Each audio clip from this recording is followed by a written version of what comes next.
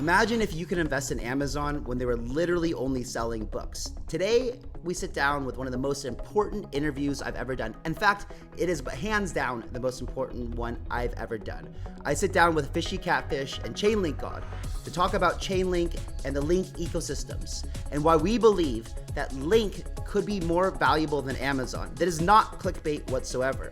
If you have the courage, if you have the audacity, the balls, to sit down for an hour and 45 minutes and listen to this thing from front to back, I guarantee you will have the same kind of conviction that I do and they do. And this could be one of the most important decisions that you make in your life from a financial perspective.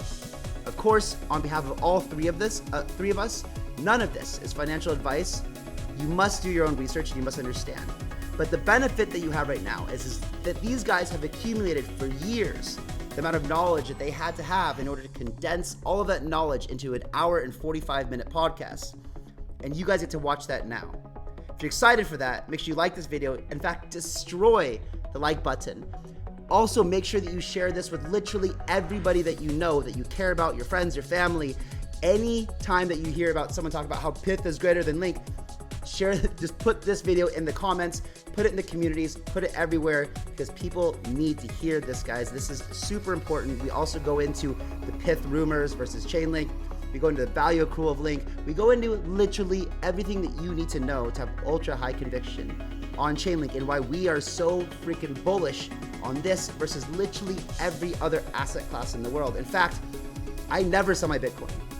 And I am doing some heavy considering right now on whether to either sell Bitcoin or Ethereum to get more Chainlink.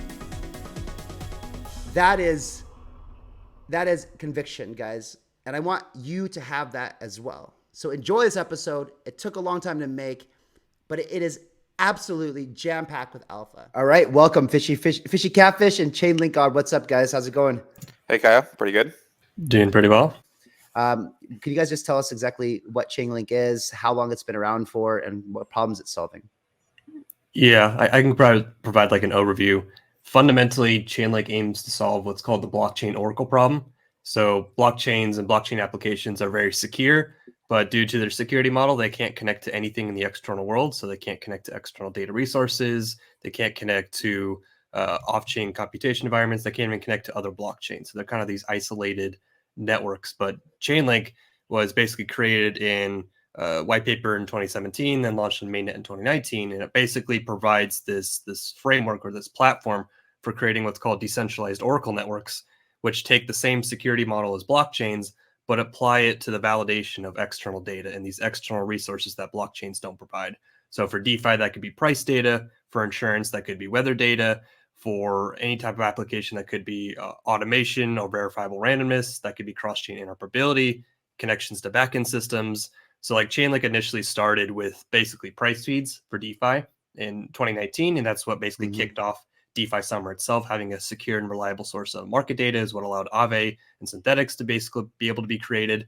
But that was like just the initial product market fit. And over time, Chainlink has basically expanded into this whole platform of services. So there's all these data services, there's all these computation services to scale blockchains, and now there's cross-chain services like CCIP for connecting all the public and private blockchains together and connecting blockchains to institutions themselves. So really, Chainlink isn't like this one monolithic network. It's actually this framework for building oracle networks that allows you to basically have all the services that you need as a developer and connect that to your application and be able to basically create more useful smart contract applications. Like at a high level overview, that's basically what Chainlink's trying to achieve. It's not just price data, it's any external service that a blockchain can't or doesn't provide to smart contracts. Chainlink is that services layer.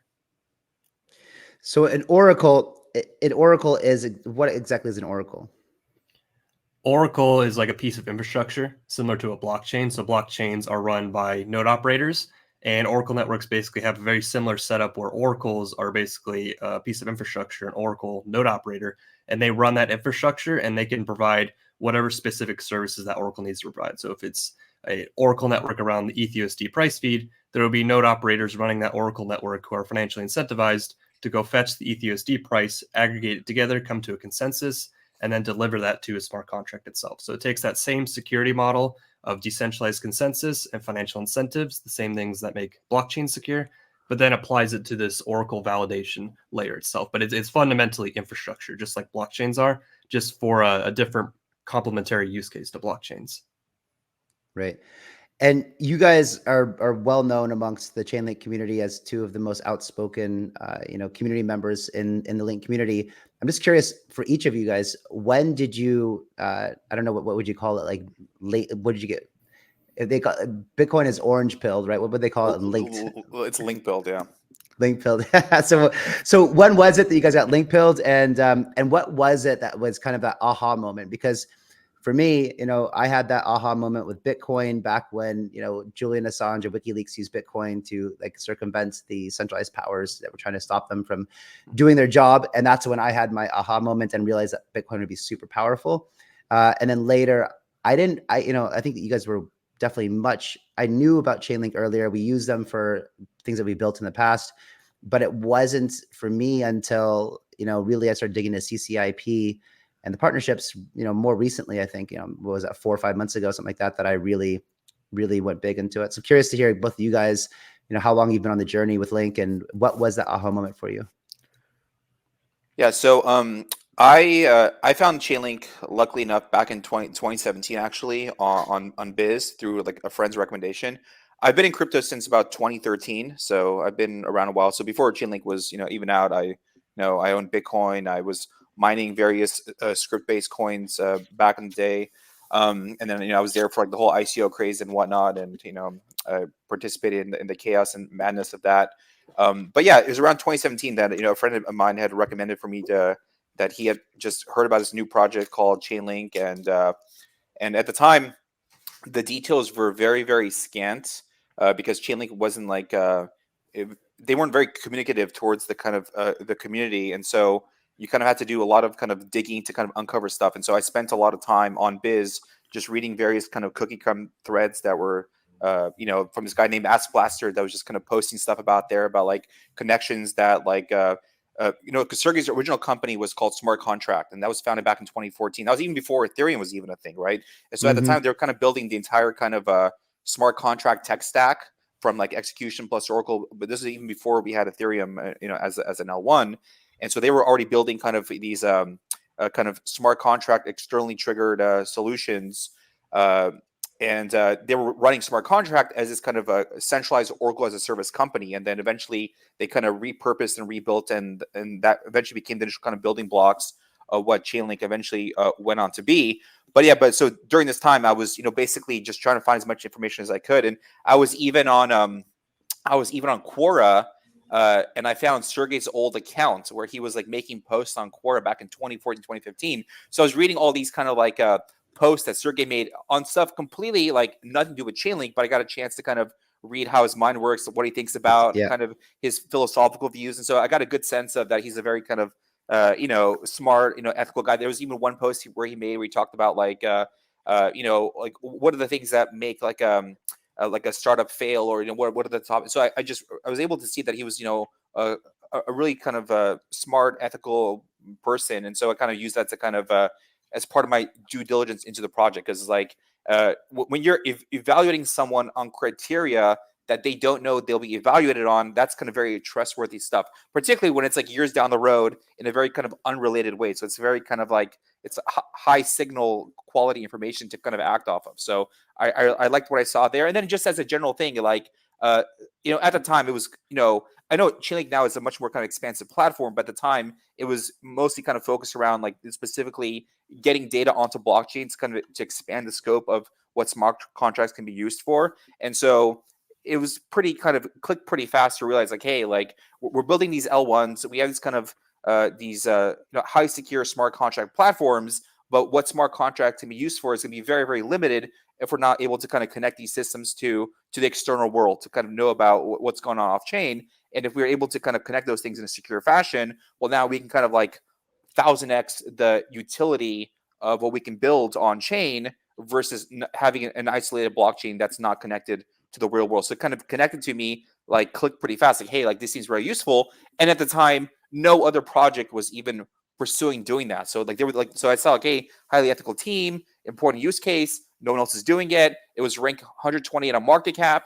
And then I'm just reading these crazy kind of hopium threads on Biz from Ask Blaster about all these kind of various connections that that Sergey and the Chainlink team had to Swift, because even at that time, smart contract before it became Chainlink had actually competed in a hackathon that Swift offers called InnoTribe, and so Sergey and their team entered back in 2016, and they did POC with Swift even as far back as 2016, and they actually won like first place, where they built this kind of POC where they kind of they pooled interest rates using like the LIBOR interest rates to kind of calculate the quarterly coupon payments that bondholders receive from the bond issuers, and they're basically able to show that you can use the Swift network to basically send messages to smart contracts. And so they were able to basically automate the payment of these coupon bond payments. And so they won first prize. So they've had a very long relationship with Swift even back as far back as then. And so Chainlink was doing its ICO around fall of 2017, which was right around the time when they were kind of presenting the results of this POC to Swift. So there was even like cookie crumbs even all the way back then. So so yeah, all those things made a lot of sense to me at the time. So I got LinkPilled pretty quick, way back then. Yeah, that's amazing. Chainlink, before you jump in, I just want to say to anyone listening, that is really impressive, and I'm sure that your degree of conviction is through the roof right now. And for anyone who's looking to do due diligence on projects, if you want to not be just chasing the next flashy thing, that comes out on the market that everyone's talking about for a hot second before the next flashy thing comes out, take time like Fishy did and, go look and use the things that he talked about to go and do deep due diligence. If you see something that you think could be massive and change the world, and then you go and do your own research and you find out the founder is amazing, that they have all this experience, passion, knowledge, know-how, and then they start doing something, if you get involved very, very early, if you have high conviction in it working out, you're not going to be as disturbed by minor pullbacks in prices. In fact, you'll probably look at them as opportunities to increase your size of your position. But I just thought that's fascinating, Fishy, because that's really what I did with Bitcoin when I went down that rabbit hole, was really go super, super deep into everything I could find. I had already been prepped pretty well from knowing like all the problems that existed. So when Bitcoin came along, it was just more like, aha, this is the problem that's going to solve all the frustrations that I have right now with a lot of different things. But yeah, I just want to throw that out there. So Chainlink God, what about you? Yeah, I mean, I wasn't as early to crypto as Fishy was here, but I joined like late 2017, early 2018, basically like the peak of the market. And that was through Bitcoin itself, because I was in like the gaming community, and GPU prices were like 2 times their MSRP pricing because the miners were buying up all the GPUs. And then I started looking into that, like, okay, how can people run a program on the computer and spit money out? Like, how does that work? Why does that have monetary value? And so from there, I kind of fell down like the Bitcoin rabbit hole itself of proof of work and consensus and monetary policy, and like just the decentralized automated nature of blockchains as a form of medium of exchange, a new currency. And I thought that was pretty interesting from like a technological perspective. But when I looked at like CoinMarketCap and I looked at all the tokens, all of them were on Ethereum, basically, like every single token. I'm like, okay, well, clearly Ethereum is offering something different than Bitcoin. So I dived into smart contracts as a technology itself, these automated, censorship-resistant, transparent, executable contracts that operate on chain. It seemed like a very obvious way that all contractual agreements will eventually run. It's just way more transparent, way more risk adjusted for people. But then I was kind of thinking, like, let's say you have like a mortgage agreement or something that's tokenized as a smart contract. How does that smart contract know where the house is, what it's worth, where it's located, who owns it, like any of the metadata? It doesn't. Yep. It's just like this dummy contract. Smart contract's actually like a bad name for what they are. Yeah. And so exactly. From there, I also dove into Biz as well, and kind of stumbled across Chainlink specifically from like the enterprise institutional angle of like what would an institutional smart contract require? Like, it would need to be connected to an institution's backend system. It would need to be connected to like e-signature providers. It would need to be connected to traditional payment providers, and it would need all the external data inputs to inject that smart contract with all the data that's needed to execute the agreement. So if it's insurance, it may need weather data, or if it's about supply chain, it would need like the GPS location of a package, or if it's been signed off, like if it's been received or not. Like, it needs all those external inputs and all those external outputs to trigger things in the real world, like payments. And so that's kind of the angle that I kind of stumbled into. And from there, it kind of clicked. And this was 2018. So Chainlink was just a white paper. This was before the chain.link website itself actually launched. And like the team, like Fishy said, was basically radio silent because they were just heads down building at that time. So there's a lot of people like digging up breadcrumbs and digging up these connections like, oh, they worked with Swift, they worked with Microsoft, they worked with these other institutions on how they can adopt a smart contract technology. So it seemed like Chainlink actually knew what they were doing and were solving a real fundamental problem, because this was before DeFi itself was actually created. Like there was no applications. It was basically still like ICO, speculative mania.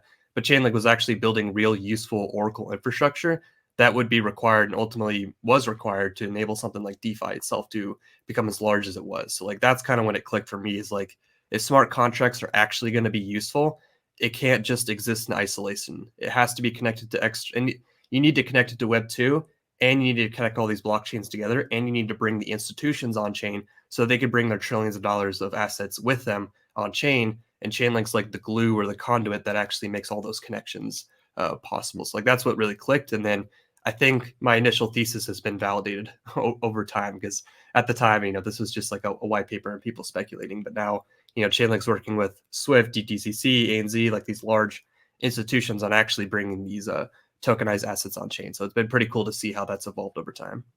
Definitely.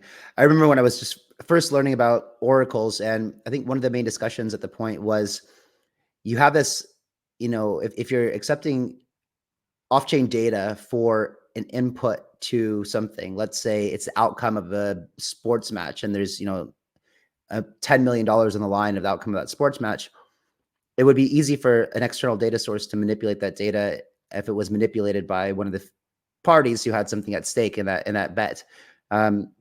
What does Chainlink do to prevent manipulation of off-chain data when it comes down to implementing the smart contracts? Yeah, so it's kind of a similar way to how blockchains are secured. So like if you look at what you don't want to do, if you just have one single oracle, one guy in his basement putting the data on chain, that's obviously insecure. That guy could just manipulate the data. He has full control. Having a single entity give the input data to a contract secured by thousands of nodes doesn't make any sense. That's a single point of failure. So like that was the pre-existing Oracle model before Chainlink was created. So Chainlink takes a similar approach to blockchains, where each individual Oracle network is a collection of these independent Oracle node operators that come to consensus. So there's no single point of failure in that process. And each one of those individual Oracle node operators can actually connect to multiple data sources. So even if one data source is compromised or multiple, you still get this decentralized consensus across these multiple layers of the stack itself.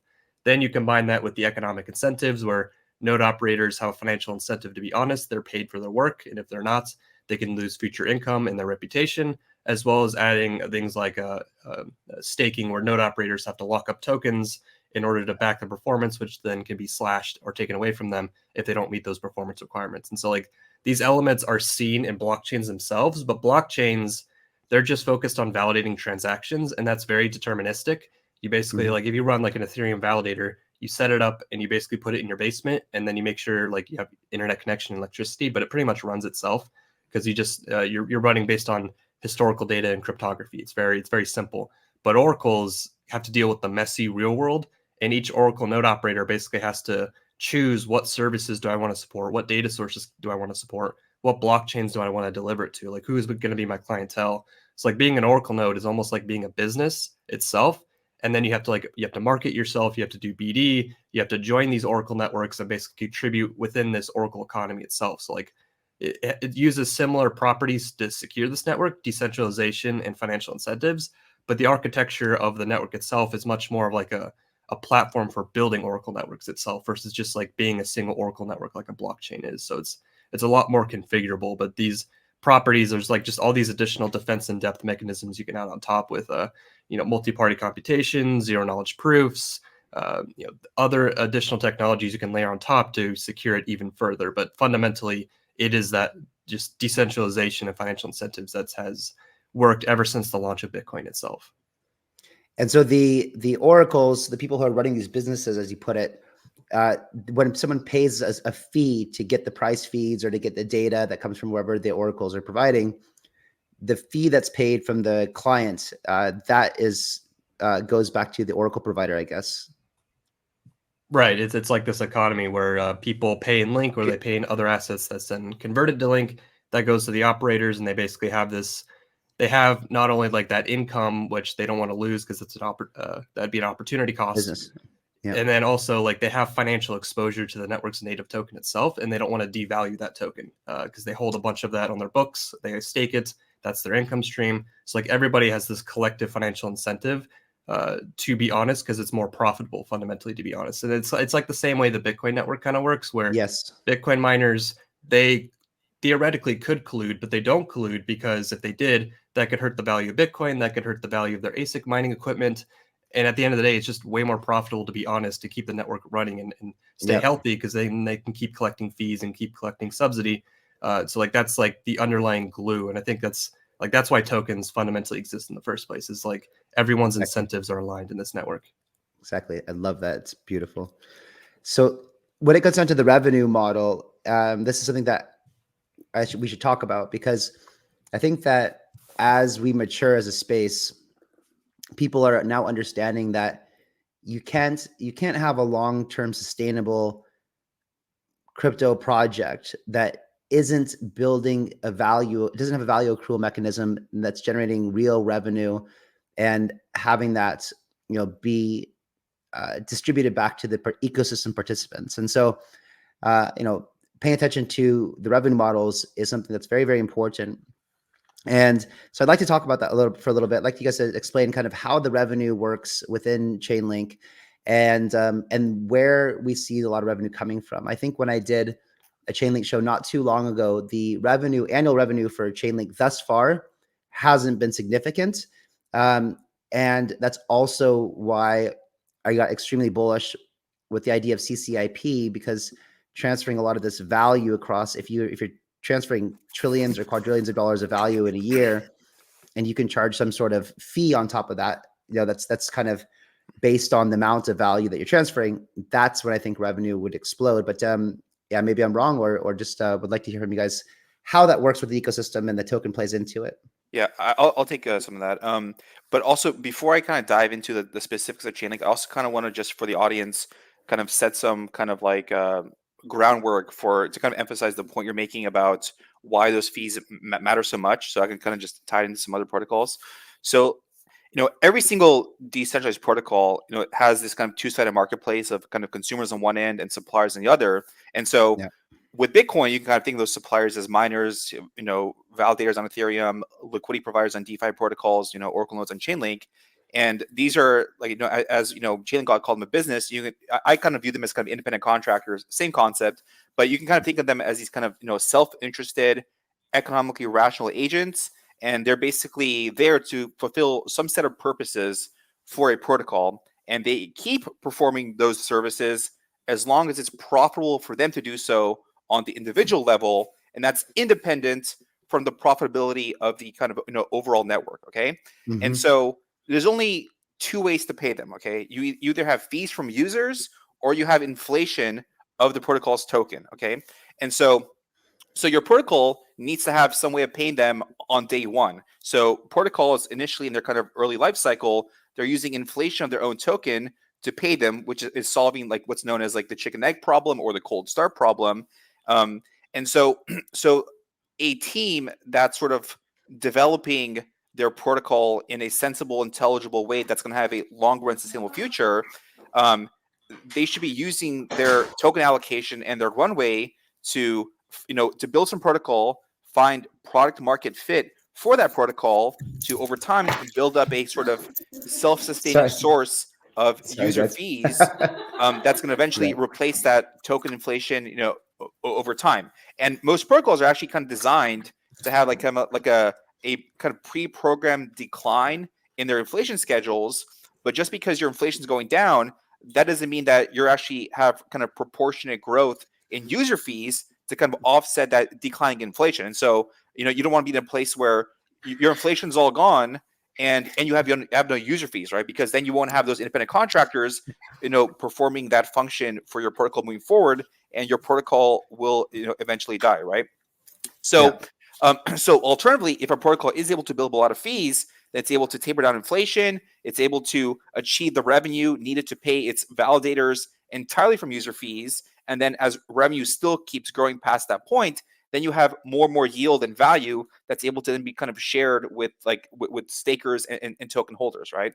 And so so to me, like, what an attractive token looks like is one that has a low inflation rate, right? And then pays some sort of real yield. And so what the term real yield means that it's not yield where it's simply more dilutive issuance of the own token, but you have a third party source of that yield, meaning that you've built something that's useful, and it's so useful that people are actually willing to pay money to use it, and that number continues to grow and grow and grow to cover the overhead operating cost of paying your validator set, and then until you kind of hit this kind of inflection point where now you have kind of surplus cash flows that are able to kind of generate staking yield and translate into value accrual for the token, right?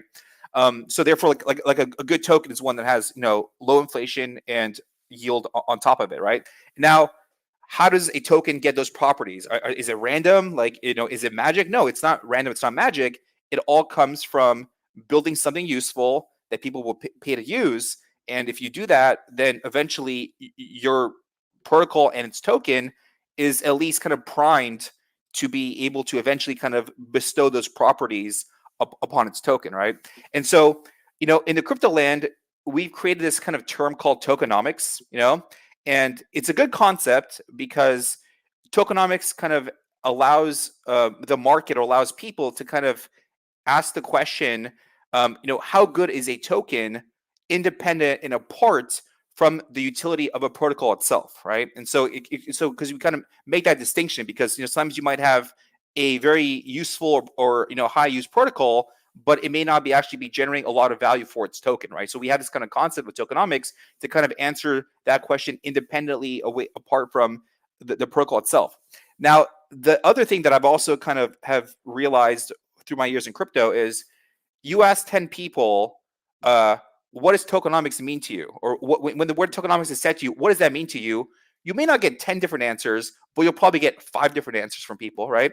And the reason that is because tokenomics is kind of like this catch-all term where we just kind of thrown a bunch of kind of different concepts into it. When it includes like, what's the initial distribution of the token? What's the float of the token? So float is like, what's the current circulating supply versus the locked supply?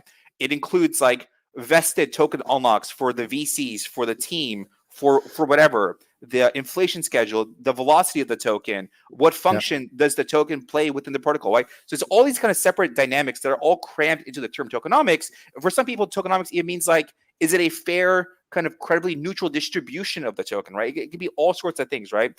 And so I think what gets kind of lost in the mix is that because we have so many different things kind of crammed into this umbrella of tokenomics, that what gets kind of lost in that mix is that ultimately user fees and sustainable revenue is ultimately what's going to be the most important long-run factor in determining the tokenomics of your protocol, because most of those things I described are either like one-time instances, or they are kind of constantly changing, like the distribution of the tokens constantly changing. Those vested unlocks happen and then they stop, right? But the reason why the fees are so important is that by virtue of the fact that a protocol is decentralized, that fundamentally means you have now outsourced some role or some responsibility of the protocol to these third-party people.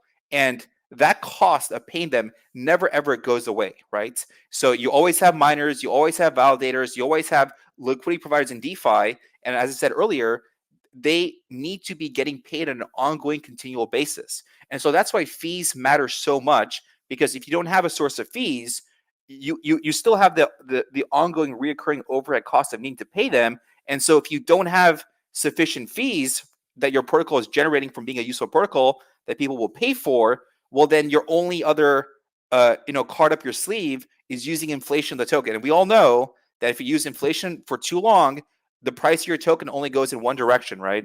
And so therefore, the point I'm making is that every single protocol should care about their fees and revenue. And even to all the listeners of this,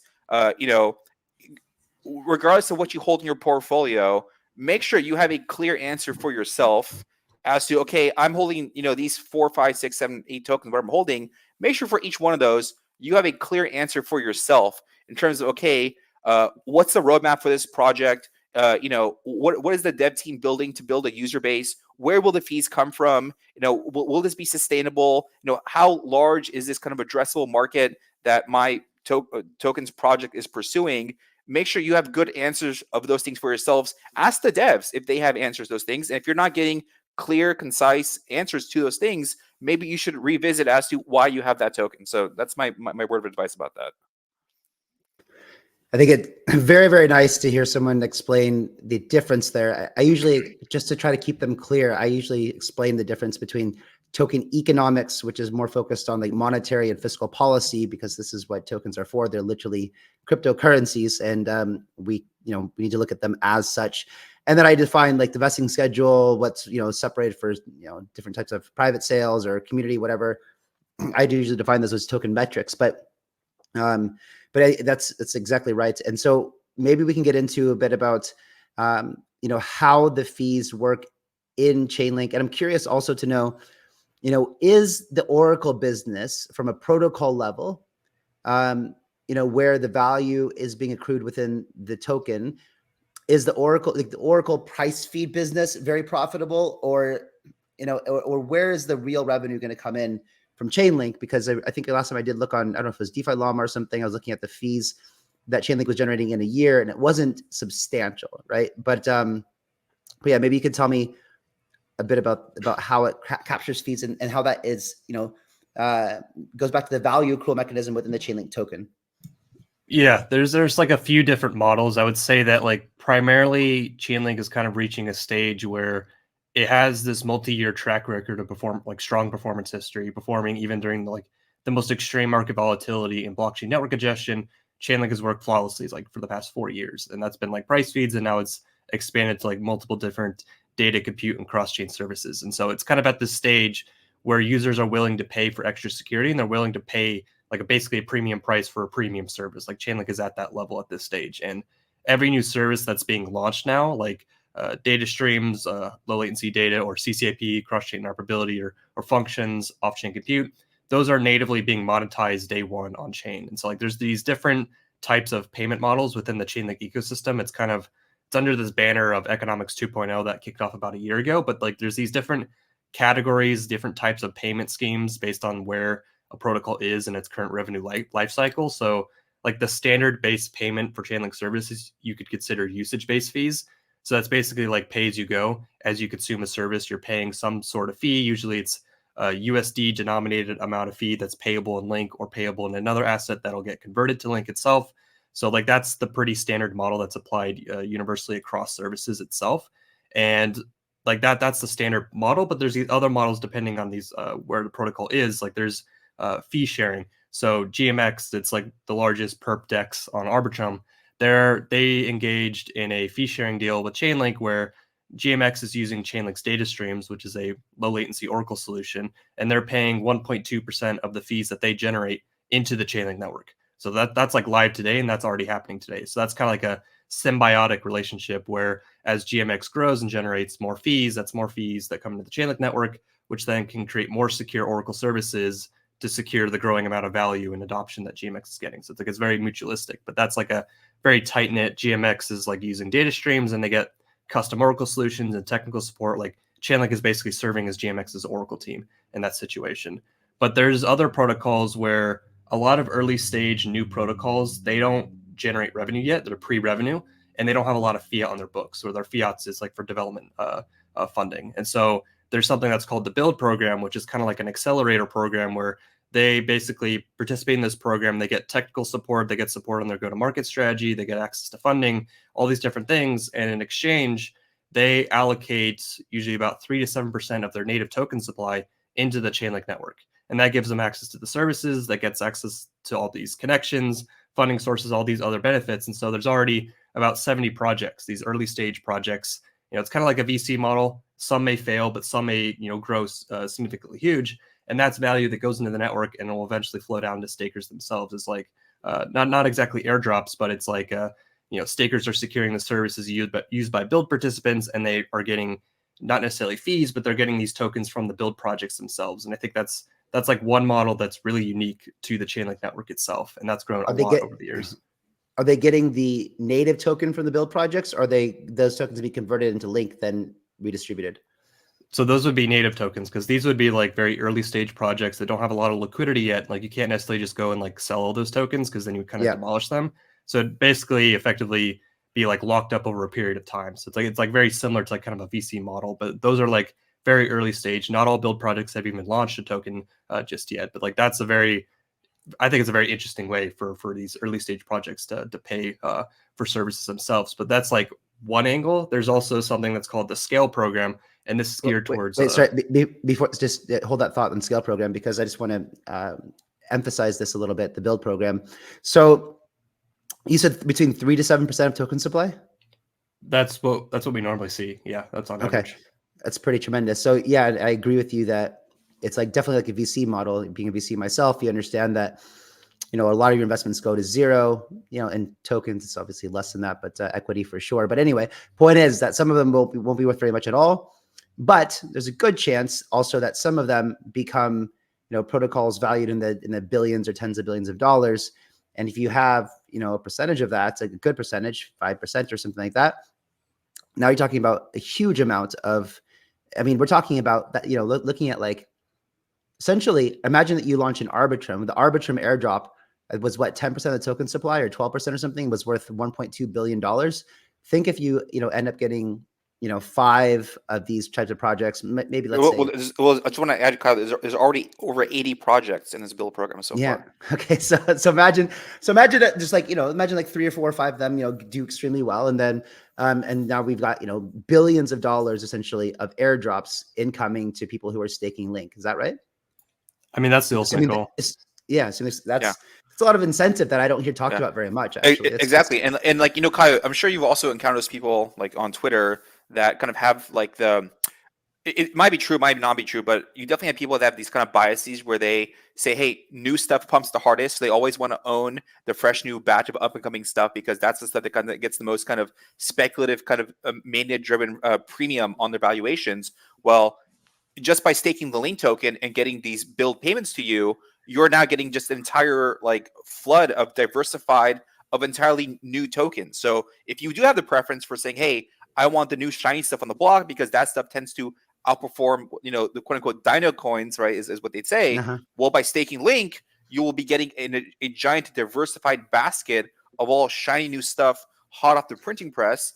And as you said, some of them, and the thing is, even the ones that like don't do well, they still typically like do some multiples. They hit something. Yes. They're not zero, right? Yeah. Exactly. So you think about it as some kind of like bell curve of performance, and like you'll have some very high performing outliers. You'll have stuff in the middle, stuff that are more performant. But then when you like denominate that, okay, like what is the dollar value of all of those divided by what's the dollar value cost of a single Link token? You kind of create a ratio between those two numbers, and it's to me like you make like a kind of a discounted cash flow model based on some percentage goes to the nodes, some percentage goes to stakers. What's the typical market cap that these things typically tend to hit? Some will be outliers, some will be here, and like there's actually a guy on Twitter. His name is Eric Wallach. His name's at EJ Wallach. He's actually made a pretty nice kind of discounted cash flow model in terms of like what the average market cap of these things, is going to be in the distributions.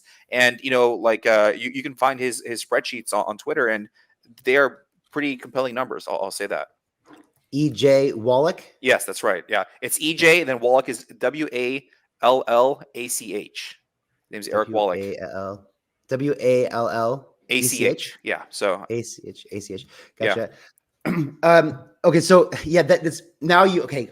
Thank you for educating me on this. I didn't even know about how the build program worked. I knew about it because there's a project that I'm very interested in investing in, and I heard that as a VC, it's when you've got amazing projects, you always really want to you want to make sure that you get your check in before you do it to everybody, because then they're gonna then it makes the cap table more competitive.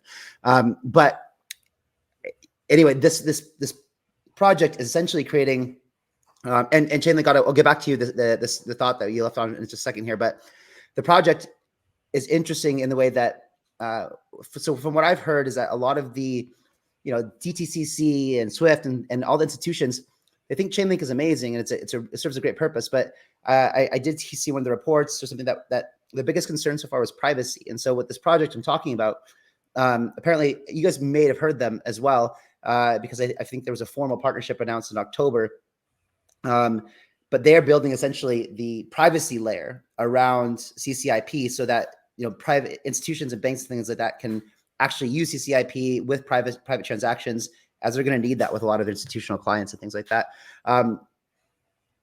But you guys got me very excited. I go into like a lot. One of the things that now I have to think about, because they're in the build program. That's right. But now what I have to think about is I've been using, so what I do when I'm bullish in a market and I don't have any more fiat on the sidelines and I want some more exposure because I think we're going up, I do what's called intelligent leverage. I guess we'll call that. It's when I just use Aave. I'll put my Link in Aave. I put my ETH in Aave, my wrapped Bitcoin in Aave, and then I'll take a loan out against that in stablecoin. Then I'll go buy more Link, ETH, and wrapped Bitcoin, deposit them back as collateral. And as long as I don't do excessive degenerate types of TVL, that's a pretty low risk way to kind of leverage and get more assets in if you're in a bullish market. However, now I have a little bit of a predicament because I don't know if I need to take my Link out of staked Aave, pay back some of my loan, and put it in the Chainlink staking program so that I could be eligible for the build program, right? That's the ultimate choice. I mean, build tokens or be able to leverage up. I mean, my sense is that staking's best when it's like, I mean, you're helping secure the network, but it's like fundamentally staking what you aren't planning to sell anytime soon, basically, I think is the best approach. And now that there's like an unbonding period. So versus being like locked up for 1 to 2 years, like the previous one, now there's a 28-day unbonding period. So that there's a lot more flexibility with the V0.2 staking model that exists now. We'll get into that in a bit, but you were talking about something scale. Was it a scale program, or what were you about to say, Chainlink God? Yeah, this is like another program that came out a year ago along the same time as the build program did. Scale is focused more towards blockchains, where there's about 8 blockchain ecosystems that are now covering the operating costs of Chainlink services running on their network. So those networks now are basically immediately profitable for the Chainlink network, since the chain is covering the gas costs of that Oracle network, all the off-chain operating costs, and like the integration fees with that. So like now, if a chain wants to get integrated with Chainlink, if they join the scale program, that's like a clear indicator. And that's like basically a part of like the chain integration prioritization strategy, where a lot of these chains are now basically completely just covering all the operating costs of those services on those chains, which is, you know, a lot of these scale deals like Celo are like in the millions of dollars effectively. It's like an integration type fee plus covering the operating costs. Like each one of these different actors within the Chainlink ecosystem are contributing some value into the network because they're getting some value from the network. Like blockchains need Chainlink because they want to have a DeFi ecosystem. They want developers, and developers need Chainlink. And so historically, like what we've seen is when Chainlink is integrated into chain environments, that leads to like a huge growth in developer activity and, you know, DeFi activity and like DeFi TVL, because then you can actually launch things like Aave or Compound or all these other protocols onto those networks that require Chainlink price feeds or Chainlink services, CCIP or something else to exist on that network. So like whether you're like an established protocol like GMX, or you're a completely new protocol pre-revenue, or you're a blockchain that needs Chainlink services, all these different ecosystem entities are paying value into the networks. Like you mentioned the DeFi Llama page that tracks like very specific things like VRF automation, I think like direct request, but that's like a small subset. Some of these like deals are like more off-chain direct agreements with like Chainlink Labs, but more and more it's shifting to like on-chain automated billing, like CCIP, data streams, and functions. They have like on-chain billing mechanisms. So over time, it'll be much easier to actually track the value that's coming in based on these usage-based payments. And then as things like flow to stakers, you can see, you know, this portion of fees are flowing to stakers, and you can see how much the network is generating over time. So it's hard to get like the full picture today, but over time, as things move to like this automated on-chain billing system, it'll become more clear to track over time, because like Chainlink's already bringing in like millions of dollars through whether it's build or it's scale or it's fee sharing or usage-based payments. It's just like there's the information asymmetry here, which is I think a good opportunity, but I think it'll become more these metrics will become more clear over time. Yeah, kind of to CLG's point, is that those dashboards you see on like, you know, DeFi Llama, whatever, those are like off by orders and orders and orders of magnitude, because those are only tracking easily trackable things that are on chain. But remember, On like chain, yeah. Chainlink has over 1,000 networks. They're all off chain, right? And Chainlink also kind of like builds this kind of like, one of Chainlink's goal is to look, if we make the ways in which people can pay for our services as frictionless as possible by taking forms of payment in sort of all these different ways, then that sort of like expands the net with which it can capture fees. But that doesn't mean that they're easily trackable on chain, right? So there is this kind of fog of war where, like, as you said, people are used to looking at revenues of other projects, on chain using these dashboards. And so then they find Chainlink's dashboard and they think Chainlink's dashboard is accurate, not recognizing in their head, well, what's the difference between Chainlink and some other protocol? Because if the entirety of your revenue is just on-chain gas fee revenue, that's very, very easy to track on-chain. So the dashboards to track that are super easy to build, right? But if you're now taking value and payment for your services through a scale program, through a build program, through a GMX revenue share program, et cetera, and off-chain payments, well, those things are not going to be tracked, on the dashboard, right? Now, obviously, nobody's going to build these tracking mechanisms for Chainlink, right? Chainlink has to do it itself. So if you're in charge of Chainlink's engineering resources, would you rather have them building more products that gets more users, that generates more fees? Or would you tell the Chainlink team, hey guys, hold off on actually launching the products. Let's build more dashboards to track the products instead of building the actual products themselves. Obviously, it makes more sense to build the actual thing that people will use instead of building less things, because you're busy building dashboards to track these numbers, right? So if you are kind of alert to this fact in this kind of fog of war, this kind of information asymmetry, that you recognize, hey, these dashboards that shape people's perceptions are wildly off, then guess what? You're sitting on, on alpha that other people aren't recognizing, in terms of, hey, even where we sit today, the revenue is much, much, much, much higher than most people think. And that's not to even say, like, how much is coming in the pipeline through that kind of, enterprise adoption and growth. It's, coming down the road too. So it's simply just, it's like a hidden treasure trove of, of value that, people are not picking up on, because they've gotten so complacent with a dashboard telling them what's happening to kind of, shape their view of the world, as opposed to like kind of thinking outside the box and digging a little deeper to recognize, hey, maybe these dashboards aren't giving me the full picture, and I've grown so dependent on dashboards, I don't have my own ability to think outside the dashboard, right? And so that's kind of what's happening here. So how much of the off-chain revenue do we know, or are we told that is coming back into the protocol itself, right? Like, let's say that they do a $10 million deal with, there's this new EVM coming out, I think called Barachain, right? It's very high valuation. Let's say Barachain wants to integrate with Link services, right? And CCIP and things like that. And so they do a deal, it's off chain, and it's worth $10 million. Is that going to Chainlink Labs, a company, centralized for profit in Sergey's pocket, or is some of that getting, or some or all that pulled back into the Link token ecosystem? Do you guys have any clarity on that? So I would provide like some context. Is like Chainlink Labs is effectively like this initial coordinator type entity in the Chainlink network. So like fundamentally, Chainlink's like this framework for building Oracle networks. Anybody can come in and build their own Oracle network today, and over time it'll become easier and easier to construct your own Oracle network, set your conditions, and have an Oracle network basically built automatically for you.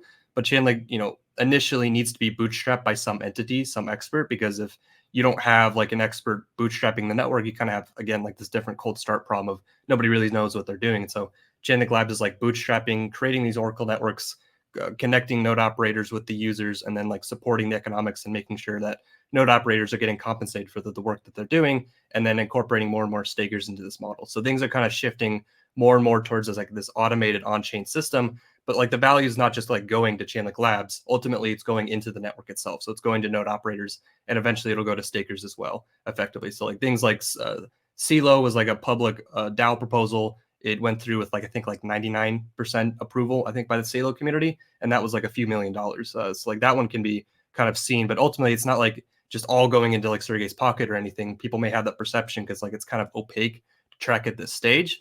But over time, it'll become more clear, and it is ultimately flowing down into the network itself, because that's the aspect that actually has to become sustainable itself. While Chainlink Labs is kind of like this, you can kind of think of it like Linux has Red Hat.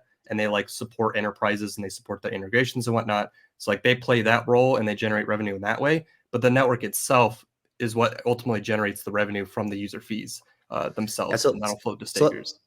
So let's segue into that, because I think that this is the thing that got me the most excited about Chainlink, because I do, if we have to, our whole entire industry is based off of, verify, don't trust. And so, while it might be great that Chainlink is be able to generate a lot of revenue for Chainlink Labs, which at this point, as you said, is opaque. We don't know how much of that gets back into the network and how much goes to what I'm assuming a for-profit entity, Chainlink Labs, and that's fine. Everyone has them.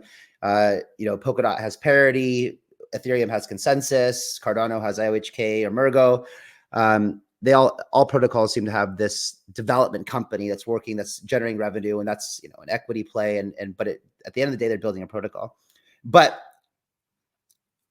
on chain is where everything is headed. And I want to talk about if you guys understand exactly how. So we know that the biggest headline is quadrillions, right? And so when we talk about these kind of numbers, even if it's trillions or hundreds of billions or whatever, the way that a lot of financial institutions work is they charge a percentage fee on value transacted. If it's a credit card, 1 to 3% or whatever. If you're doing a Swift transfer, there's some percentage on that as well. Is that how Chainlink and CCIP and things like that are valuing and charging revenue for their Oracle services or for the CCIP services? So with like CCIP, there's two different things. Like there's token transfers, cross-chain token transfers, and then there's cross-chain data messaging, moving data across chain. And you can do both at the same time and do programmable token transfers. With token transfers, that's like a BPS percentage-based fee. So that's a percentage of the tokens being moved across the bridge or across CCIP. Like a percentage of those tokens is being collected, and that goes to node operators. With data messaging, there's like you can't really do a percentage-based fee because there's no like value. It's just data bits. And so that's like a flat fee. That's like a USD amount of fee that's payable in Link or payable in these other tokens. And I think one key thing is like if some financial institution, they want to use CCIP and they want to connect their bank blockchain to some other bank blockchain or even to a public chain, they need to be able to pay for that, but they may not be able to hold like cryptocurrency on their books, whether for whatever legal or business reason. So like if an institution says like, hey, I want to use CCIP, I'm willing to pay millions, but I can't touch crypto. Like Chainlink, the Chainlink ecosystem of node operators and Chainlink Labs is not going to say like, no, your money's not good here. Like we can't help you. Like they're going to take that value and they're building what's called payment abstraction, which would automatically convert that value into Link on chain and then pay out like the service providers, like the node operators and the stakers themselves. So it's built to reduce the friction of payments as much as possible. Because when you do that, users like institutions are much more willing to pay into the network itself.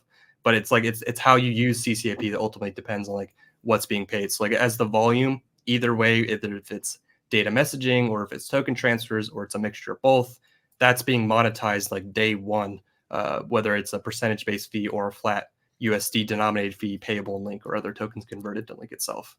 So let's use the two biggest examples, DTCC and Swift. Are those messaging? Is that messaging or is that value transfer? Both. And I'm trying to get a picture here about what kind of. Let's assume that these two relationships turn into formal partnerships where it's actually, instead of the little indicator saying intent, it says live, right? And so let's say they go live. What can we expect from that? How is the services being used, and what kind of revenue are we looking at?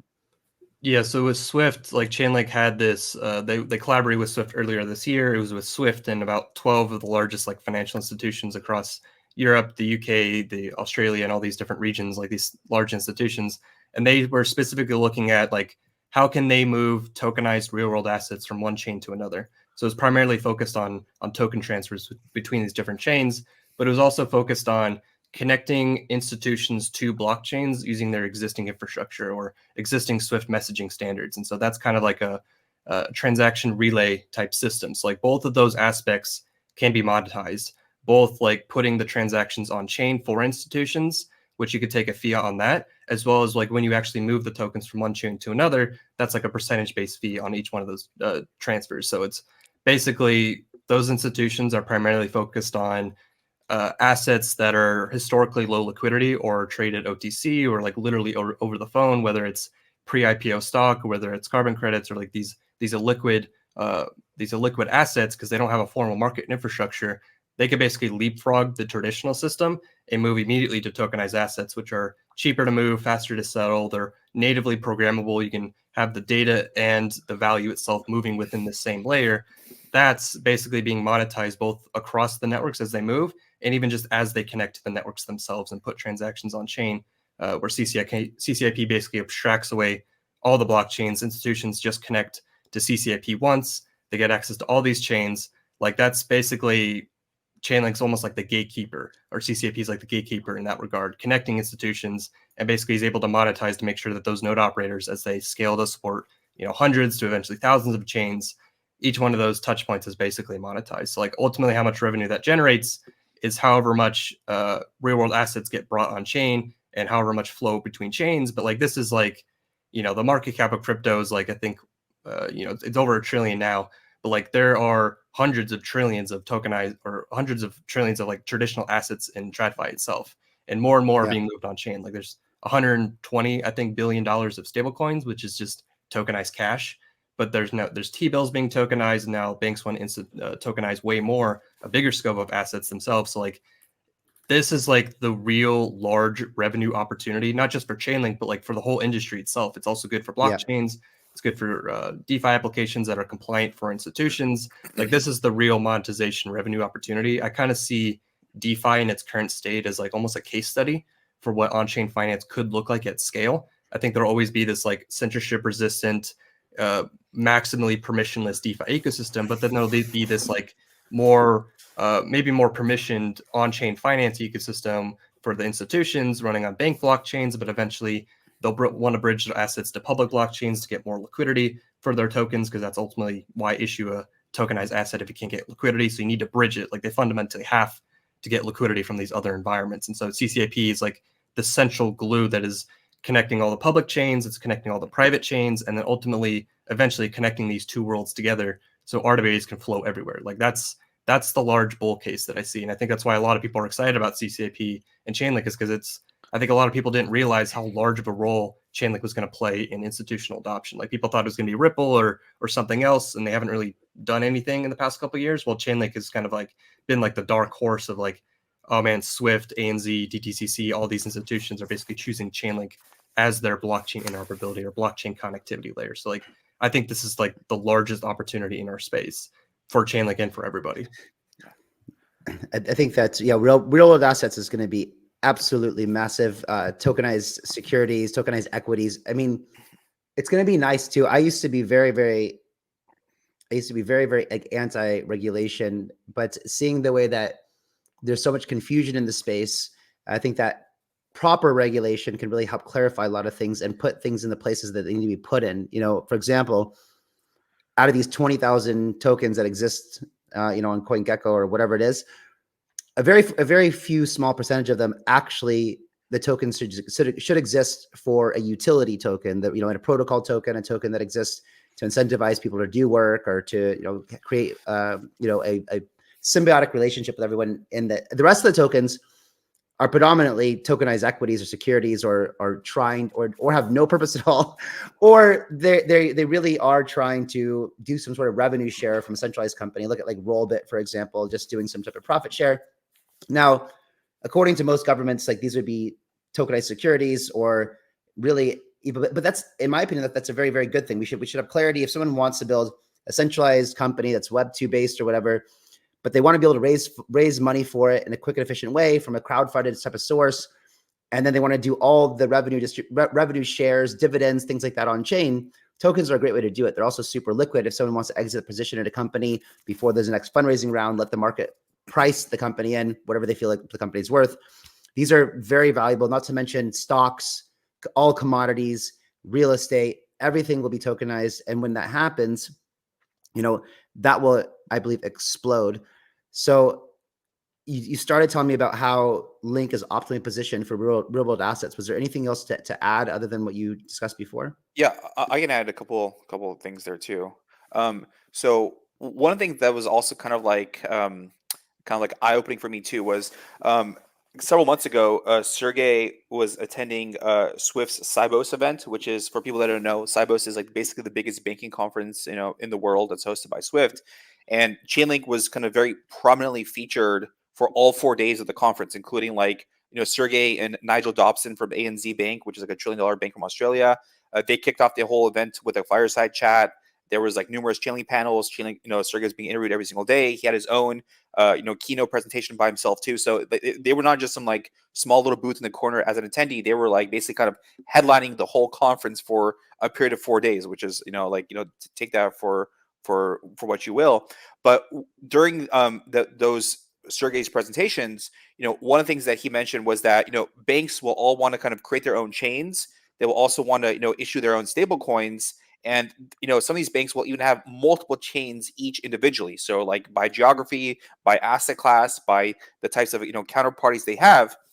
And one thing that was also interesting too that I heard from the rep from Euroclear is that he said that, you know, Europe is very regulation heavy, you know, compared to the US, even not just like, you know, crypto stuff, but also in like in the tech space.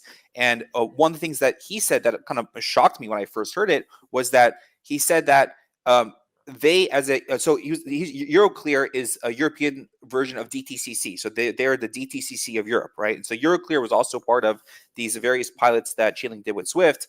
And one of the things that he said was that they themselves, being Euroclear, they can't even share a blockchain with non-EU citizens, non-EU entities. Okay, so just imagine like when you have that types of regulation, how far away we are from like those people sort of like being able to kind of dive headfirst into the public chain ecosystem, right? So the point I'm making with that is that, you know, given that you have all these regulations or restrictive requirements, right? You know, a lot of this activity will be confined to this kind of private chain ecosystem, right? With all these various chains needing to be connected, all these regulations. And so going back to my point about like, you know, looking for protocols that capture a lot of fees, which other protocol, publicly traded protocol that has a liquid token you can buy is able to get you a piece of the private chain ecosystem other than Chainlink? Like name one. I can't think of a single other entity right now that has a token that's going to have that kind of access into being able to capture fees from this kind of private chain ecosystem. So that's one point I wanted to make.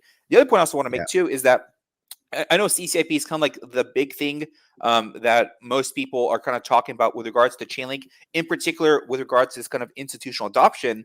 But the point I want to make though is that, you know, CCIP is what's being used when these kind of tokenized assets are crossing ledgers, but you still need the whole kind of integrated additional Chainlink services for the kind of supporting cast of what else these kind of tokenized RWAs actually need, right? So you still need price data about the price of the assets or the net asset value of the assets. You need Chainlink functions, which are Web2 API queries for like identity data for because again they have KYC AML requirements. You need Chainlink proof of reserves. There's no other protocol even in crypto even offering proof of reserves. Chainlink is literally the only thing offering proof of reserves, right? And so because you have to, you know, constantly update. So you basically need all these other kind of supporting cast of services to kind of keep the on-chain state of these tokenized assets matching their kind of ever-changing off-chain reality. So you need CCIP to move stuff around. You need price data. You need proof of reserves. You need Chainlink functions. All those things are additional generators of fees for these kind of tokenized RWAs. It's not just CCIP. So that's another thing I want to make it. So it's like, so you can imagine how attractive it is for entities to have a one-stop shop integrated solution for all these things, as opposed to trying to kind of construct together a piecemeal solution. It's like, hey, we'll get interoperability from these guys, and we'll get price data from these guys, and we'll get automation from these guys, and then nobody else even offers proof of reserves. So we got to go to Chainlink anyway to get the proof of reserves part, right? So it shows you how having all that as a cohesive integrated solution, being able to kind of offer this kind of so-called enterprise abstraction layer makes it very attractive for these large entities to remove the friction of onboarding them, kind of give them a one-stop shop for all these kind of services that they actually need to make all this happen, basically. I think that's like it's like the fundamental value of being a platform itself, where you don't have to like piecemeal different things from different vendors with different varying levels of security guarantees. You just go to one platform, you have all the services that you need. As you pay fees into that platform, that could be reinvested back into the security. And even if one of those services isn't profitable, the fees from another service can help support the fees deficit of another service as well. So like if some other protocol is not profitable enough, they have to basically upcharge and try to charge more from their users. Versus with the Chainlink platform, you basically get these guaranteed costs across all these different services that all get reinvested back into those services.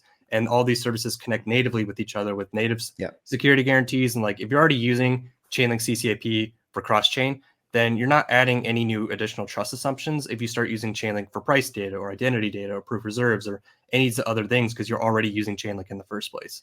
So like I think that's one thing, like people will compare, Chainlink to Pyth, or they'll compare it to Layer 0, they'll compare it to like Gelato or something, but it's like it's not really a fair comparison, so to speak, to these other protocols or to Chainlink, because it's not the same scope at all. Like Google and Microsoft are competitors because they offer competing products across like a million different verticals, whether it's like Drive or Docs or Gmail or like whatever. They compete like tit for tat for one another, while these other protocols are just like piecemeal solutions that do one specific thing, and they don't actually offer like a holistic solution. So I think that's also another thing that gravitates institutions towards Chainlink, because they know they'll be able to get all the services they need. And if not, a service doesn't exist, it could just be spun up through like another Chainlink Oracle network. Like it's like it doesn't take that much effort. So like that platform thesis, I think, is kind of being realized over time now. Yeah.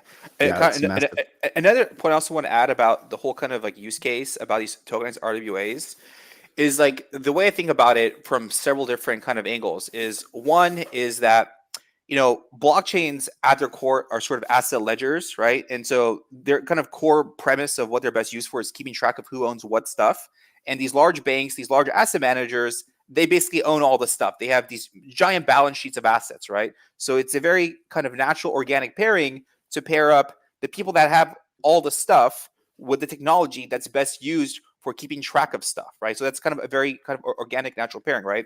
Now, one of the things that I constantly kind of hear in crypto is like, how do we get 1 billion people on chain? What's the what's going to be the big use case that gets 1 billion people on chain? And so when I hear discussions amongst varying kind of like blockchain ecosystems, they're all trying to get 1 billion people on chain, but the questions that remain unanswered are, okay, what's that use case going to be? Is it going to be SocialFi? Is it going to be GameFi? Is it going to be DeFi? Is it going to be this or that? So what's the use case? What's the actual specific app within that use case going to be? How do we funnel people from Web2 to this app? When is that going to happen? And then fundamentally, is the technology even scalable enough to be able to handle all those things? So in other words, we're trying to figure out what's the use case, what's the app, who's going to build it. We need 1 billion people to participate, and we have no sense of timeline, nor when is this technology going to be ready for that level of activity and that level of scale. So just one question mark after the other. How do we get 1 billion people on chain, each moving around $100 a piece or $1,000 a piece, right? That's one way to kind of grow the whole crypto space from the bottom up, right? But you can kind of flip that on its head, right? And instead of figuring out how do we get 1 billion people on chain, each with $100, how about we get 5,000 people on chain? But those 5,000 people are not individuals with $100, but what about we get 5,000 banks and asset managers on chain, and each one of them has anywhere from 100 billion to several $1 trillion on chain. And now it's much easier to, if you now only have several thousand entities on chain, the scalability of the technology is no longer the bottleneck from sort of making that happen. And so when you look at this kind of like inverse analysis where we have a defined use case, tokenized RWAs, we have the specific users, banks and asset managers. We have the catalyst that will bring them on chain, profit motive, right? That's a thing that will kind of drive sustained use of these things. And we basically have the technology now being built to kind of make all that happen. We have a sort of defined timeline. There's lots of reports from various consulting firms like Bain, McKinsey, HSBC, and banks that are kind of estimating that by the end of 2030, they estimate that somewhere between 5 to 10% of total global assets will be tokenized on chain. So we kind of have like, a roadmap of progress of pursuit happening. And then basically the only last piece of the puzzle is, okay, for particular jurisdictions, what laws or regulations basically need to change to kind of make all this happen. And if I was a betting man, I would much rather sort of be in the camp of believing that it's the large entities that have all the resources, that have all the political pool, the lobbyists, like the political donations, whatnot, to change whatever regulations or laws need to be changed to accommodate themselves. That's a much more realistic scenario happening, as opposed to laws and regulations changing to accommodate, a team of 5 anonymous DeFi guys to do whatever it is they're doing. So again, I'm not saying that one replaces the other. I think that I'm fully in favor of permissionless systems and open innovation, all these things. I'm not suggesting that these large entities should replace DeFi by any stretch. I'm saying that these things will coexist, but Right. just because we have open permissionless DeFi systems doesn't mean that the regulations that the large entities must abide by will simply go away by virtue of a new technology now existing for them. And so as an investor, when I'm thinking, okay, option one is, I have all these question marks about use case, timeline, how do we drive sustained use, et cetera, et cetera. And on the other hand, we have, blockchains being asset ledgers. So we're using the core premise and use of the technology without needing to add a bunch of kind of fancy bells and whistles to it. We have the entities defined. We have the use case defined. We have the value prop of the use case defined for the entities in the form of a profit motive. The technology is already, underway, and the last piece of the puzzle is simply regulation. And most importantly, doesn't need to be quite as scalable. It's much easier to have 1,000 people moving around $1 trillion than having 1 trillion people moving around $1,000, right? And so that's why I just think that so I personally think that tokenized RWAs will be the biggest use case by dollar amount that crypto ever sees, just by the sheer fact of how large of a dollar value is sitting in these markets. And so I just see it as a very kind of low-hanging fruit in terms of what we can deliver to the world in terms of a use case. We still get those kind of crypto skeptics that kind of show up, and I see them on Twitter all the time. Like, name one good thing that crypto's used for, or crypto's only good for money laundering. Crypto's only good for terrorist financing, right? You see those people all the time. Well, I think this tokenized RWAs will be a really good answer to that question, and I think that the timeline of being able to deliver it with a lot of very clear, specific answers to the things that we want to know about the adoption of this tech, able to be answered. And so I'm very bullish on a thing where I have very clear answers for myself about the users, the timeline, the total addressable market, what's already happening, what needs to happen, when it's going to happen. I like define clear answers instead of ambiguity, which kind of resides with a lot of the other things that we see in crypto currently. Yeah, and one of the theses that we have at our fund, and kind of one of my big theses is actually it's just taking something, a lesson from a long time ago. In the American gold rush, those who got rich were those who were selling the picks and shovels. And if we believe that RWAs are going to be an enormous industry, it's not the people who are tokenizing the real estate, or they might do okay, or the people who are actually selling tokenized real estate. It's the people who are providing infrastructure to support the foundation of the tokenized asset class. So, which is exactly what you just described. Let's segue into the new up and coming shiny thing that we talked about, Pyth. And when I first heard this thing come onto the scene, and people started saying this is the new Chainlink, or this is going to surpass Chainlink, and it's already securing so much value secured. And the first thing that I started thinking about was, of course, I'm biased. Of course, I don't want to hear anything, even threatening something I've got a huge position in. But a lot of the reasoning didn't really make sense to me. And but I want us to address that right now. And so maybe you guys can come out with some of the things that people are saying on crypto Twitter and YouTube that are promoting Pyth. And if it's not clear enough, guys, after watching what we've just been talking about, listening to what we've been talking about, because I think that we did cover a lot of these things in this discussion, but let's nail them directly head on. So yeah, feel free to let us know some of the things that people have been talking about, and then the kind of objections to them or discussion points. Yeah, I guess like initial thing, Pyth is primarily or really only a price feed solution. So we kind of talked about how Chainlink's a whole platform of services. Pyth is specifically price feeds, but like I think it's worth looking at like the context of how Pyth itself came to fruition or was created in the first place.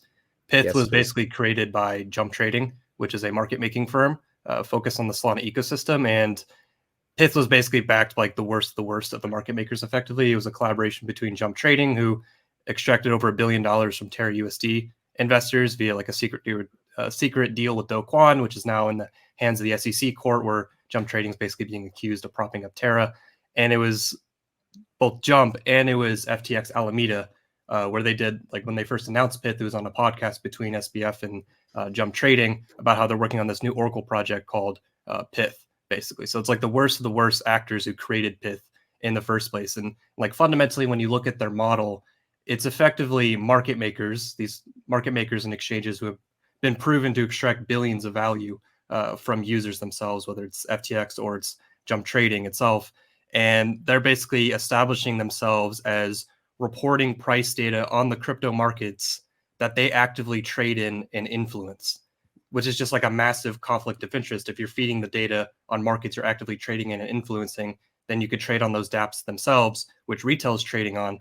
Like it's just whether they're actually extracting value now today or not is kind of irrelevant. It's the fact that these inherent conflicts of interest within the fundamental design of Pyth itself has existed since day one. It's a terrible conflict of interest, but like the Pyth community has kind of spread, I would say, misinformation about Chainlink, saying weird things like Chainlink only has 4 price feeds, which obviously isn't true like at all, or that Chainlink only uses free data sources, which also is fundamentally not true, has never been true.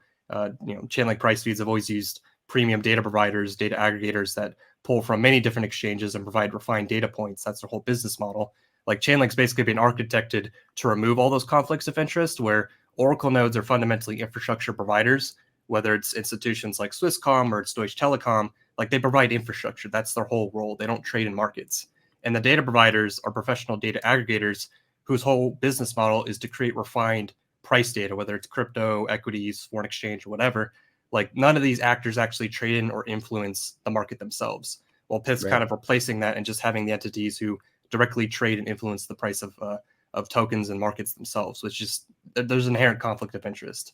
And I would say that a lot of times people compare Pyth to Chainlink's traditional push-based price oracles, which update based on some parameter, whether it's like the percentage of the token is moved a certain percentage, so it triggers an update on chain, or it's been a certain amount of time and triggers an update. And that's called a push model for oracles, where data is continuously being pumped on chain, basically, so it's always available on chain.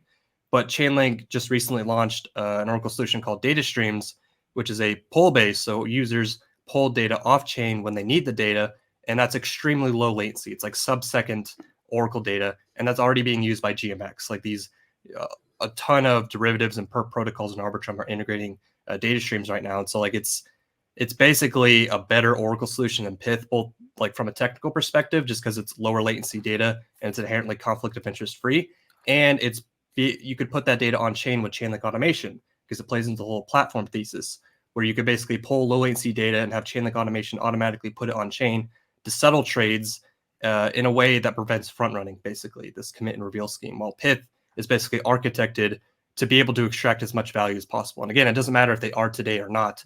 They're setting themselves up to basically be this gatekeeper entity with these entities who have this inherent conflict of interest that would never be legal in the traditional system, but it's crypto, so it kind of is free game. So like the way Pyth is architected is inherently counter to the interests of users. It's kind of a wolf in sheep's clothing type situation that I think a lot of people don't recognize because, hey, Pyth gave out tokens, free money. So I think that's that's where the hype and the attention's getting out to. And it's Solana, which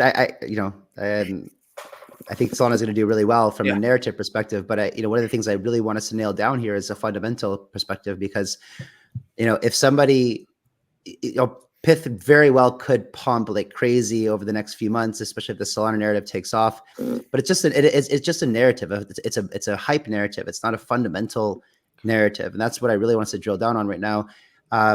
Is because while it might be And to be completely honest, like that's the first thing I thought about when, without looking deeper into this, was when you start hearing these things circulate about how great Pyth is and how it's going to disrupt, Chainlink and blah blah. You think about your bag and you're like, oh shit, am I in the wrong token right now? Do I need to jump ship? And so it's super important. What we're doing right now is to reaffirm, one's position for a long-term narrative that's ultimately going to, or on a long-term fundamental perspective that ultimately, is much less likely to see significant downswing in value. Because really you need to have that whole ecosystem of value being created for the product and underlying protocol to have value in the future. Eventually, nobody will price. Eventually, people will start pricing crypto like the stock market, where they're actually doing deep due diligence on net asset value or the enterprise value of an organization, or whatever, price earnings ratios, whatever, these kind of analysis to see like what is a fair price for a token. But Fishy, before we hit the record button, you were telling me some very interesting stuff about how kind of like maybe the origins of all of this, all of these kind of misguided information. Yeah, so I want to make a couple points. So like one of the things, like one of the falsehoods that I've constantly seen stated by Pyth is that they say that Pyth is super fast, but every time they make that claim, they're deliberately making an apples to oranges comparison, and I've seen this made, including from the senior leadership at Pyth, but even back in 2021, I still have the Twitter thread saved where what he was doing was, he was saying how fast Pyth was compared to Chainlink, and what he was doing was he was comparing Chainlink on Ethereum versus Pyth on Solana, right? And so he was just proclaiming how fast Pyth is relative to Chainlink, but then he introduced this kind of like confounding variable of comparing Oracle 1 versus Oracle 2 on Chain 1 versus Chain 2. And so, Solana has 400 millisecond block times. Ethereum has 12-second block times and much higher gas fees, right? So, what determines the speed of Chainlink on Ethereum has nothing to do with Chainlink itself. It's purely driven by the block times of Ethereum and the prohibitive gas fees of Ethereum, which then, as a result of that, determine how frequently the heartbeat update can happen, and also what the threshold deviation on the price change has to be in terms of basis points before a price data is pushed on chain. So Chainlink operates at the native speed of whatever blockchain is operating on. All right. So Chainlink does not create, so Chainlink is not slow. It operates at the speed of whichever blockchain it's integrated on. So that's point number one. And so going along the lines of that, he first basically claimed that in 2021, it was thoroughly explained to him that's incorrect. And then subsequently, a year later, he goes on other podcasts and repeats the same lies. And at this point, I know he's lying because he was, he got bombarded with corrections in that thread. There's no way he missed them.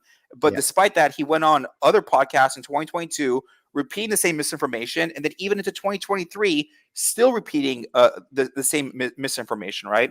Then the other point I also want to make too is that Chainlink took the time to engineer a high-quality architecture where Chainlink built off-chain relayers and off-chain aggregation, okay? So why did they do that? Well, the reason they did that is, one, is to reduce latency by not having to aggregate stuff on-chain, but secondly, to avoid introducing cross-chain dependency of any of its services. So what that means is that when Chainlink delivers, when Chainlink is integrated and delivers services to any one chain, there is no additional cross-chain dependency of some other piece of infrastructure or some other chain staying online in order for the stuff on that one chain to actually work, right?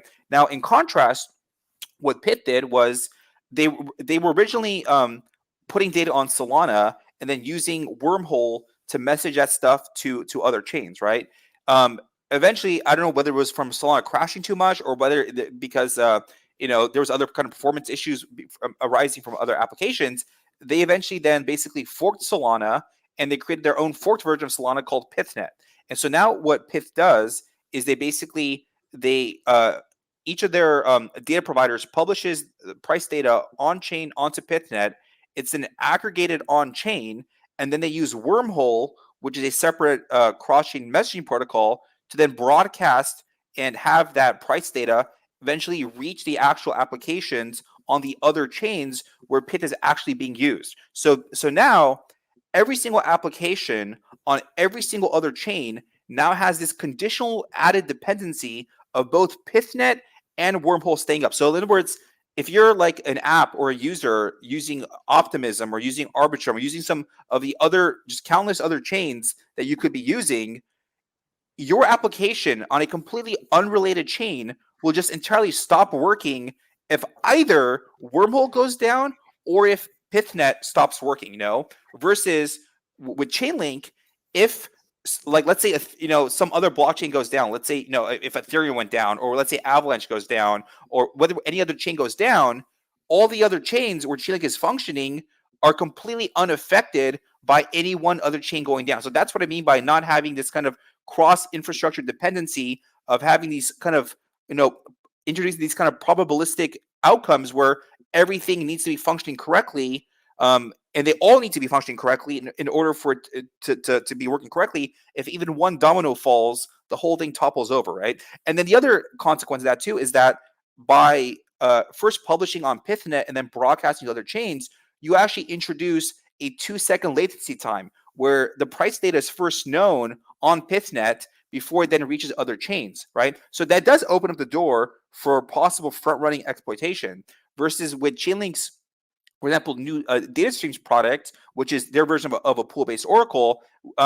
There is no front-running possibility because the data is kept entirely, off-chain, and it's only published to the chain where your transaction is actually executing. So it's not published in some other place ahead of time where someone can basically kind of take a look at it to know how the price is going to update. It's kept entirely off-chain and then only published to where you're actually consuming the data streams product, and the price update, right? So it completely eliminates that kind of front-running possibility, and it eliminates the additional latency time of using a cross-chain messaging protocol of basically piping data from Pythnet over to some other protocol. And then the biggest thing I also want to point out too is that, in crypto, what we're trying to do is basically build highly economically secure, trust minimized protocols. Okay, by virtue of the fact that Pythnet is only offering price feeds, and from the design of its own architecture, it's not even able to offer all the other components that Chainlink has because it doesn't have these kind of like because Python is just one blockchain network, right? Versus Chainlink is the ability to kind of compile an infinite amount of these kind of off-chain validator sets to basically do any task. So if an application is even using Pythnet, you then have to figure out, okay, what's going to be my cross-chain messaging protocol? Am I using Layer 0? Am I using a Wormhole? Am I using Axelar? Then you have to add, okay, then now I need to add automation from Gelato or some other service. Then I need to figure out, okay, do I need proof of reserves? Okay, I have to go to Chainlink for that anyway. And so if you then start correcting if you start kind of cobbling together all these kind of fragmented services from different providers, say, okay, I need Pyth data feeds, I need verifiable randomness from API 3, I need interoperability from these guys, I need automation from these guys. You are now introducing more and more honest majority trust assumptions of all these separate fragmented validator sets. So basically, I now have to believe that the honest majority of each one of these separate fragmented validator sets will not behave maliciously, right? Versus with Chainlink, you're using just one shared validator set to perform all these things. So an application has already entrusted Chainlink with a high amount of trust by believing that they won't get rugged by Chainlink validators just on the price feeds alone. And so by virtue of that, you're now asking this high quality validator set that's already been entrusted with a high degree of responsibility because they're delivering price feeds to our applications, but you can already wreck our applications. If you're now asking those same group of validators, say, hey, can you also do this one, since you're already doing this one big thing for me, can you also do this other thing for me? And then also this other thing for me, and then also this other thing for me. And so once you've kind of built up that kind of, security and trust model with that one set of validators, you can then kind of layer on more and more additional services from that one set of validators without adding additional more and more trust assumptions as you kind of add on more and more services. So you get the benefit of being able to layer on more services without creating an ever-growing cumulative larger and larger trust assumptions from all these kind of fragmented providers. And so by virtue of the fact that Pyth is only doing price feeds, by definition, you will be forced to do that because they don't have a bridge. They don't have proof of reserves. They don't have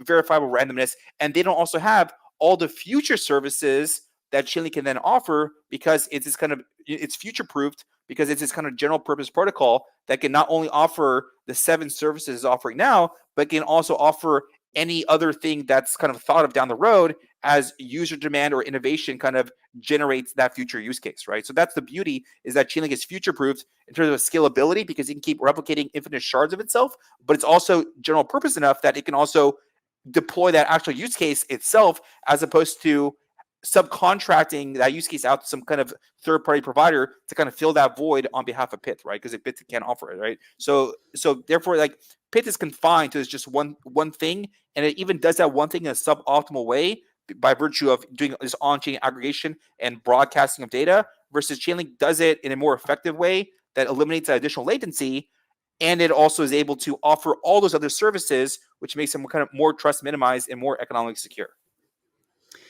Man, you guys are unbelievable. Like just the amount of knowledge that you guys have from two. Do either of you guys have any like dev or technical background or anything like that? Or is this all just learned by passion and just really being deep experts in the Lincoln ecosystem? Yeah, I have no background in tech. No, I have a background in like economics and other stuff, but not tech. Yeah. I was originally going to school for computer science, and then I dropped out doing crypto full time. So somewhat that's kind of how I got into crypto. It absolutely blows my mind how much you guys know about the ecosystem and how knowledgeable you are. I can't believe that. That's the interesting thing about the space, right? Is that the two of you guys are probably some of the most influential and important people in the Chainlink ecosystem for helping to clarify and deliver the message, while Sergey and team are busy building the tech. And I'm sure they do I know that they have some marketing people. I've met them before, and maybe the marketing people's job is to help you guys with the narratives and help feed you guys information. But yeah, just blown away by the knowledge that you guys can drop. And I learned so much today.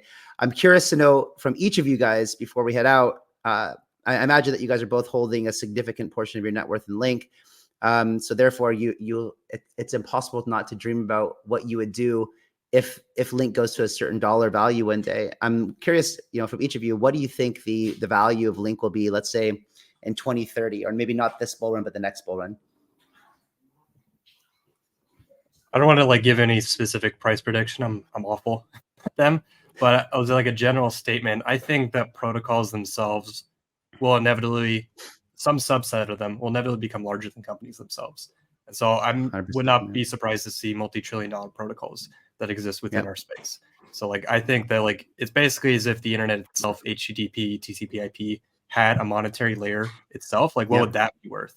Probably more than Google, Amazon, like all the companies built on top of that infrastructure itself, if you're able to monetize all that. So yeah, I can't say like a specific value, but I think protocols will become irreplaceable in the same way that the internet was, but with a native monetary layer, which we haven't seen before. And we don't even know all the use cases of these crypto networks. And so on. Like, we know tokenized assets will be huge, but like, it's like predicting the use cases in the 90s. Like, you could guess, but like, you probably wouldn't have been able to guess all the possible use cases that ended up arriving. It wasn't just email. Yeah. Fishy?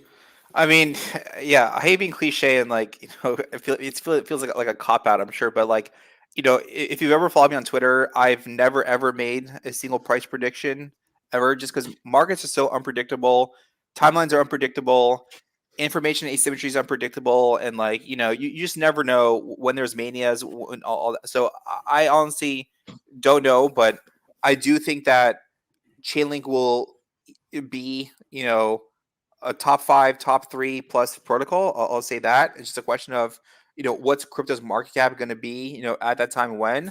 And I think that Chainlink's scope of generating revenue and fees is like beyond anything else in crypto, because it can act as a layer 0 itself through interoperability. It can offer services at the layer 1. It can offer services at the layer 2. It can even offer services to Web 2 systems and enterprise backends. So it goes way beyond the scope of just being confined to just crypto. And so like when I'm figuring out like, what I want to have something that's like, that has as large of a net and as large of a defensible moat as possible.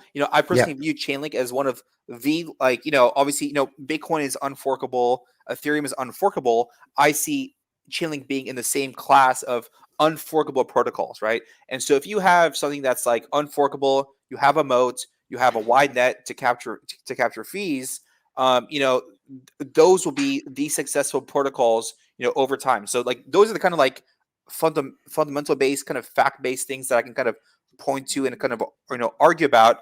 I can't know exactly what number is going to be hit by what time, and I frankly don't care. Like I'm planning on owning Chainlink for 20 plus years. Again, that's not to say that I don't like try and take some profits along the way, but I'm saying that as part of my overall portfolio of all the things that I own, I will undoubtedly be owning significant portions of Chainlink for myself for like 20 plus years, undoubtedly, because I just think that like what it's building will only continue to grow larger and larger. And I think that this is kind of like the early part before like the kind of S curve of adoption.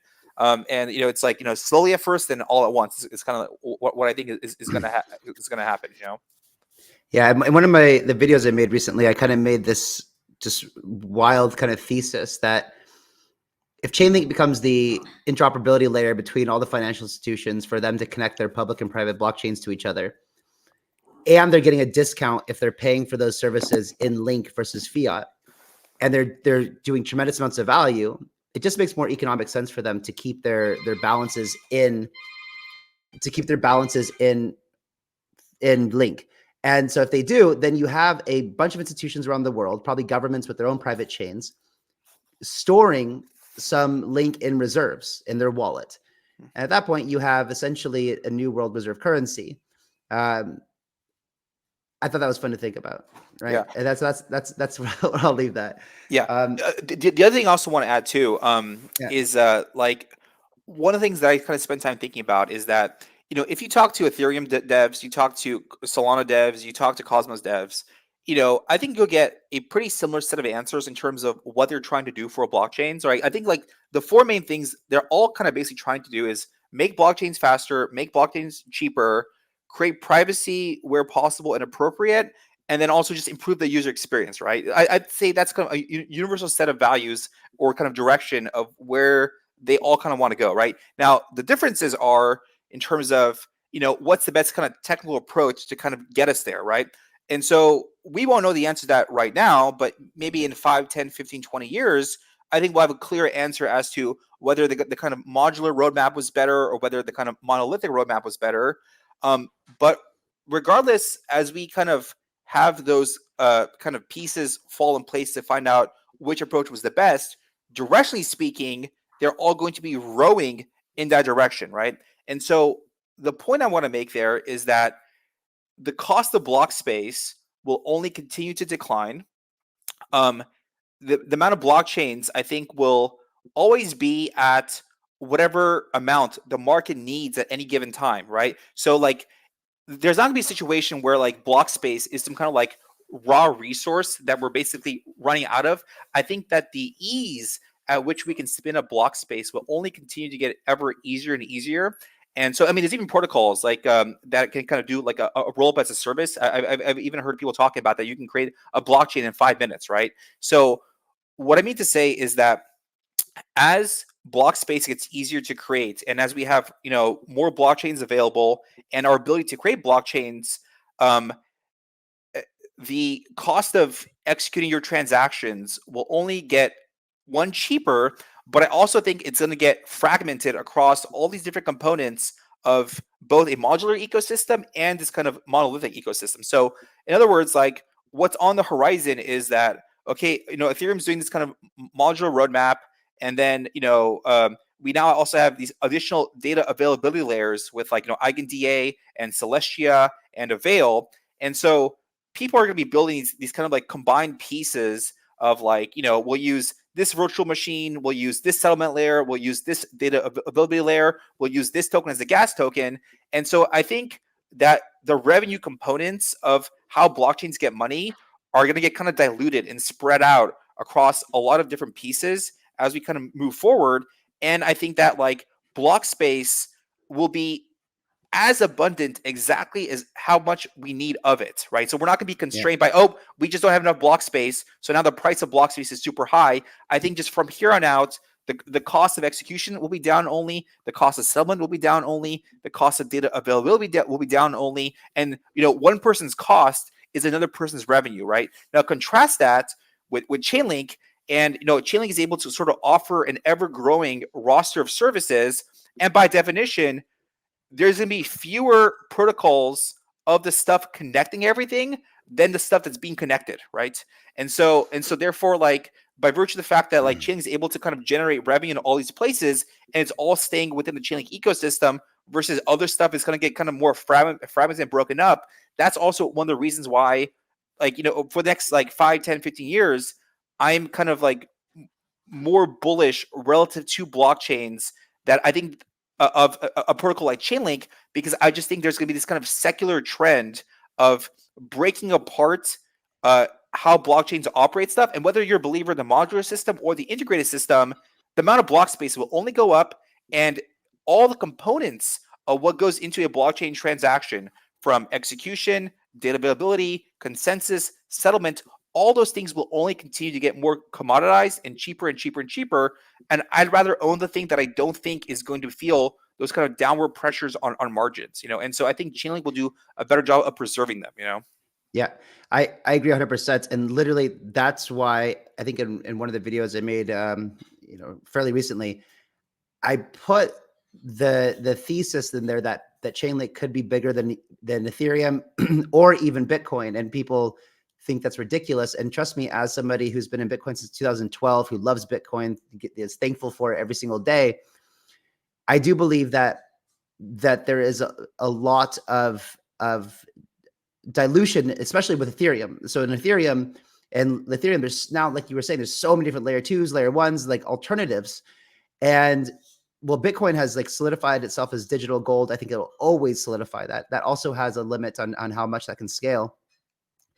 That we still have the race for peer-to-peer digital cash, which could be Link, could be something like Caspa. I don't know. But from what's been abundantly clear looking into Link is that there's no other solution out there that connects everything, as the name says, Chainlink. And for that, it makes it one of the most valuable asset classes in the world, in my opinion. And gentlemen, we're going to end it with that one. But thank you guys so much for coming on. It's been a pleasure to have you. And I hope that we can do it again soon. Sounds good, Kyle. Thank you. Absolutely. See you guys. Thanks for having us on.